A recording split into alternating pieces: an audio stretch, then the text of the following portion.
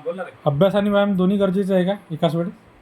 अरे ऑब्विसली, कारण की बघ, अभ्यास करताना आपलं शरीर खूप थकतं, हम्म, आपला स्पेशली मेंदू थकतो हम्म, आणि आपल्याला मग कधी कधी एकदम झोप येते किंवा काय. अभ्यास हा तसं पाहिलं तर सगळ्यात बोरिंग काम आहे, खरं सांगतो. आणि जर तू अभ्यास करताना फक्त अभ्यासच करत बसला, तुझं सेम रुटीन असलं, तर तुझ्या शरीरामध्ये ना हळूहळू हळूहळू काय होते, फॅट जमा होते. आणि हे फॅट काय करते, ते फॅट तुला खूप लेझी बनवते, आळशी बनवते. तर ज्यावेळेस तू तुझ्या शरीरावर पण काम करतो, म्हणजे बघ, सहसा म्हणतात जमीन आणि शरीर हे दोन्ही कसायचं असतं तरच ते उपजाऊ बनतं. तर तसं जर तू शरीराचा चांगला व्यायाम केला तर तुझं आरोग्य चांगलं राहील, आरोग्य चांगलं राहील तर तुझं अभ्यासामध्ये लक्ष राहील.